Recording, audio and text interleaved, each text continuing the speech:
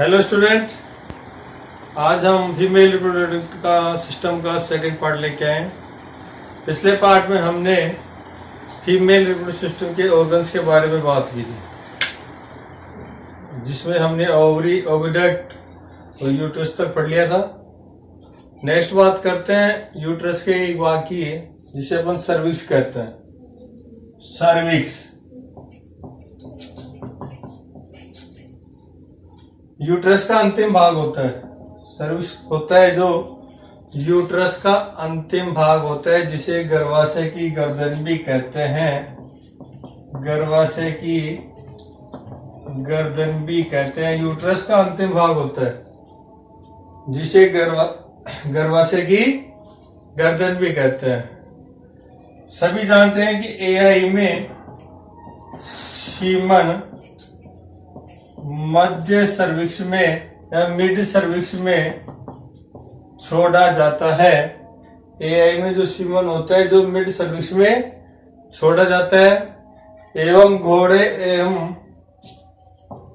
घोड़े व सुअर मैटिंग क्रिया के दौरान, घोड़ा जो है सुअर होता है जो मैटिंग क्रिया के दौरान अपना सीमन कहाँ छोड़ते हैं? सर्विक्स में।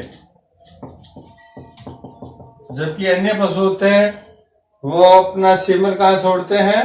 वैजाइना में। तो अपने को सर्विक्स के बारे में ध्यान होना चाहिए। सर्विक्स गर्भाशय का अंतिम भाग होता है जिसे गर्भाशय की गर्दन भी कहते हैं। एआई में जब एआई करते हैं तो सीमन मध्य सर्विक्स में छोड़ा जाता है।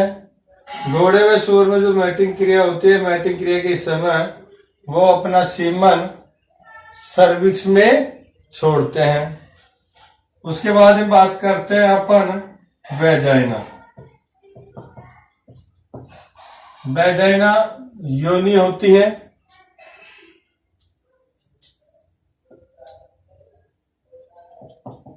योनि वैजाइना। वैजाइना में योनि जो होती है वो एक वेस्टिब्यूल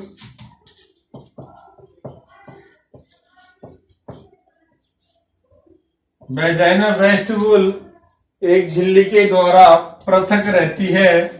वेस्टिब्यूल झिल्ली के द्वारा पृथक रहती है या अलग रहती है। वैजाइना होती है जो एक वेस्टिब्यूल झिल्ली के द्वारा पृथक या अलग रहती है, जिसे हम हाइमन कहते हैं। जिसे हम क्या कहते हैं? हाइमन कहते हैं। हाइमन वैजाइना वेस्टिब्यूल झिल्ली के द्वारा पृथक रहती है या अलग रहती है, जिसे हम हाइमन कहते हैं। इसके बाद में अलग से भाग आता है अपना वल्वा। वल्वा जिसे अपन भग भी बोलते हैं। यह है मादा जनन तंत्र का सबसे बाहरी भाग होता है। मादा जनन तंत्र का क्या होता है? सबसे बाहरी भाग होता है, जिसमें क्लाइटोरिस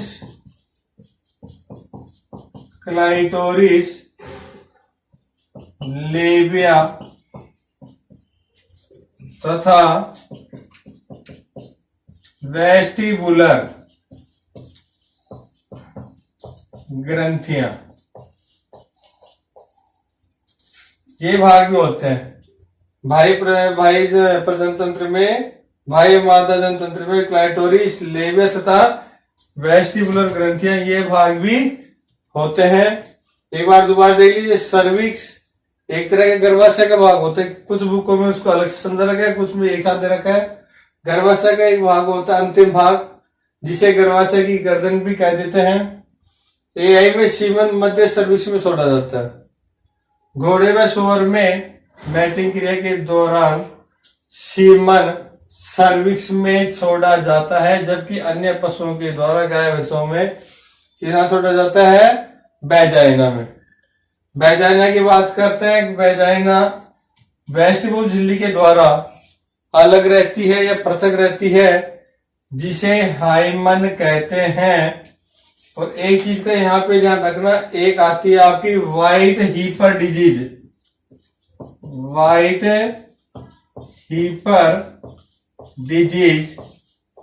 अपन बात करते हैं व्हाइट हीपर डिजीज होता है क्या है।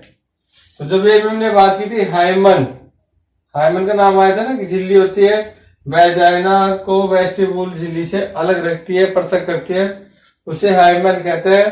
तो कभी कभी गाय भैंसों में जो हाइमन का जो भाग होता है, हाइमन झिल्ली होती है, वो क्या हो जाती है, कठोर हो जाती है, जिससे नर मैटिंग क्रिया नहीं कर पाता, उसे व्हाइट हीपर डिजीज कहते हैं।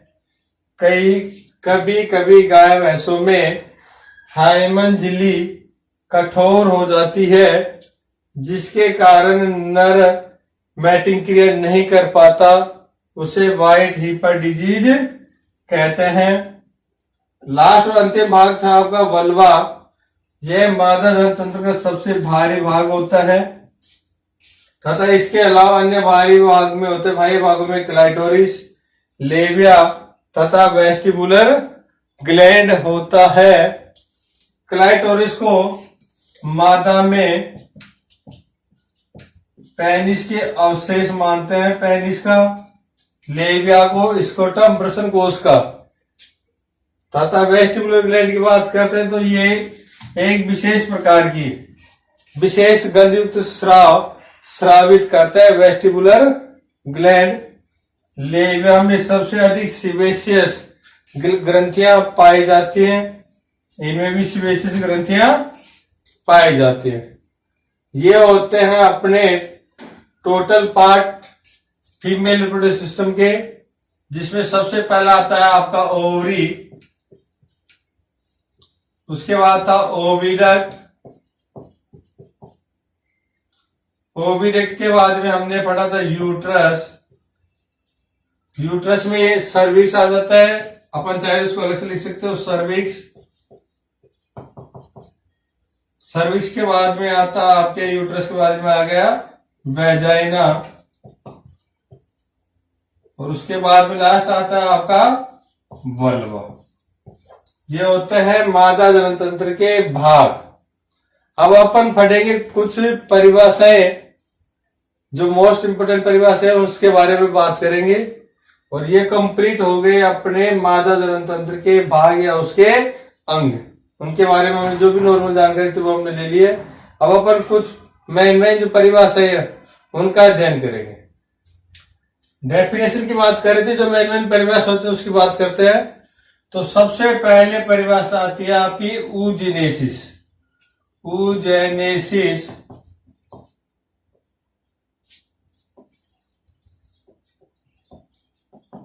ऊजेनेसिस अंडे जनन। जैसा कि अपने को पता है कि अंडाणु का निर्माण कहाँ होता है, ओवरी में होता है। ओवम का निर्माण कहाँ होता है, ओवम का निर्माण कहाँ होता है, ओवम का निर्माण अंडाशय में होता है, यानी कि अंडाणु निर्माण कहाँ होता है, अंडाशय में। तो ओजेनेसिस की बात करते हैं तो अंडाशय में अंडाणु के बनने की प्रक्रिया को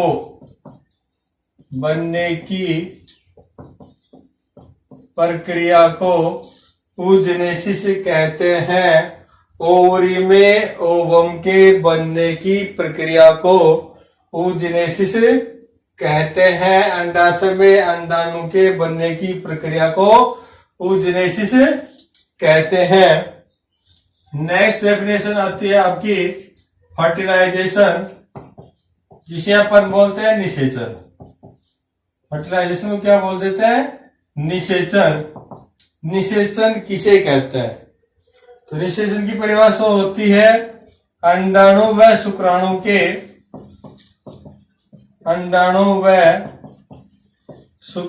के आपस में मिलने की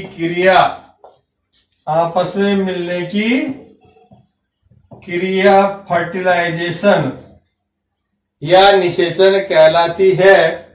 ओवम व स्पर्म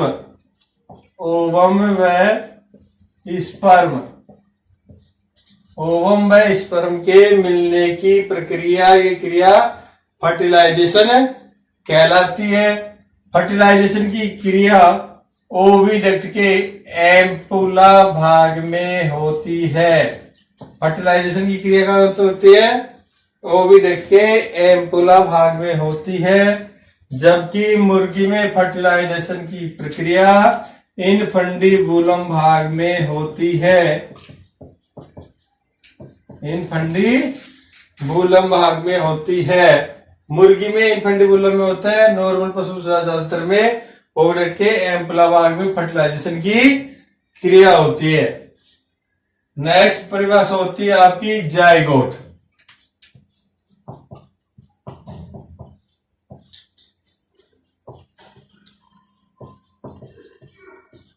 जाइगोट किसे कहते हैं?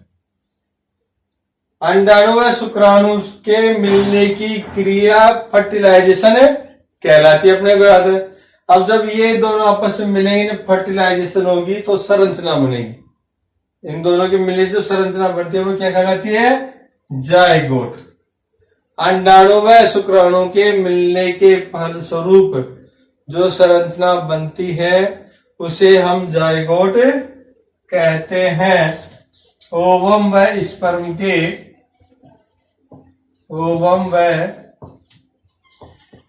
स्पर्म के मिलने के बाद जो संरचना बनती है उसे जाइगोट कहते हैं। या अपन ये कह सकते हैं निषेचन की क्रिया के बाद बनने वाली संरचना क्या कहलाती है?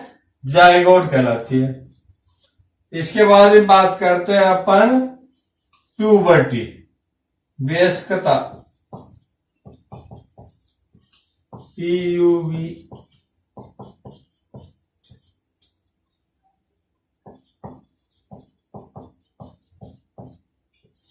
प्यूबर्टी यौवन अवस्था या वयस्कता। प्यूबर्टी किसे कहते हैं? प्यूबर्टी वह अवस्था होती है जिसमें पशु के प्रजनन अंग कार्य करना शुरू कर देते हैं। पशु की वह अवस्था जिसमें उसके प्रजनन अंग कार्य करना शुरू कर देते हैं उसे प्यूबर्टी कहते हैं। जैसे नर में स्पर्म का बनना तथा मादा में ओवम का बनना, उसे अपन क्या कह देते हैं? प्यूबर्टी, वयस्कता, यौन अवस्था। जिसमें प्यूबर्टी वह अवस्था होती है जिसमें पशु में प्रजनन अंग कार्य करना शुरू कर देते हैं, उसे प्यूबर्टी कहते हैं। अब हम अलग अलग पशुओं की प्यूबर्टी एज के बारे में बात करेंगे। तो मैं भी आपको कंप्लीट बता रहा हूं कौन कौन से पशु की प्यूबर्टी एज कितनी होती है, वो भी हम उसकी बात करते हैं।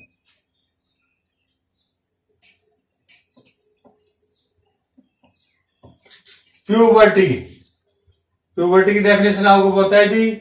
अब बात करते हैं गाय में प्यूबर्टी एज कितनी होती है। तो सबसे पहले बात करते हैं गाय में संकर गाय की, क्रॉस। संकर गाय की प्यूबर्टी एज लगभग होती है 18 माह, क्रॉस। जबकि जो अपनी देसी गाय होती है भारतीय, उसकी होती है अपने 24 से 30 माह, 24 से 30 माह। जबकि भैंस की प्यूबर्टी एज 30 से 36 माह, 30 से 36 माह होती है। घोड़ी की प्यूबर्टी एज 18 से 24 माह होती है। भेड़ की प्यूबर्टी एज 8 से 12 माह, बकरी की होती है अपनी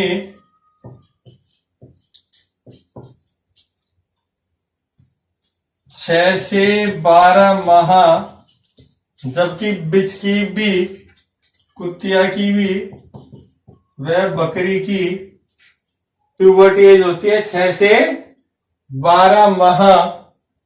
देख लीजिए, गाय की होती है अपने 18 माह। जो क्रॉस गाय होती है विदेशी, जो भारतीय गाय होती है उसकी प्यूबर्टी एज होती है 24 से 30 माह के लगभग। भैंस की होती है 30 से 36 माह के लगभग। घोड़ी की होती है 18 से 24 माह। भेड़ की होती है 8 से 12 माह के लगभग। कुत्तिया व बकरी की 6 से 12 माह के लगभग होती है। जबकि अपनी जो ऊँटनी होती है कैमल, ऊँटनी की होती है 36 से 42 माह। 36 से 42 माह ये होते हैं विभिन्न पशुओं की प्यूबर्टी एज। परीक्षा में कई बार पूछा जाता है कौन से पशु की प्यूबर्टी एज कितनी होती है, भैंस की प्यूबर्टी एज कितनी होती है, घोड़ी की कितनी होती है, क्रॉस गाय की प्यूबर्टी एज कितनी होती है। तो हमने पढ़ा कि क्रॉस गाय की प्यूबर्टी एज लगभग 18 माह के लगभग होती है। जो भारतीय गाय होती है उसकी 24 से 30 माह होती है। भैंस की 30 से 36 माह। घोड़ी की 18 से 24 माह होती है। भेड़ की 8 से 12 माह। कुत्ते व बकरी की 6 से 12 माह होती है।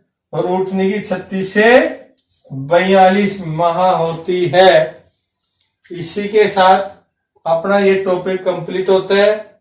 अब हम अपना नेक्स्ट टॉपिक पढ़ेंगे, जिसमें अपन अध्ययन करेंगे गेस्टेशन पीरियड एवं पार्चुलेशन, पशु की गर्भावस्था के बारे में और उसकी प्रसव अवस्था के बारे में, जिसका वीडियो आपको शीघ्र ही मिल जाएगा।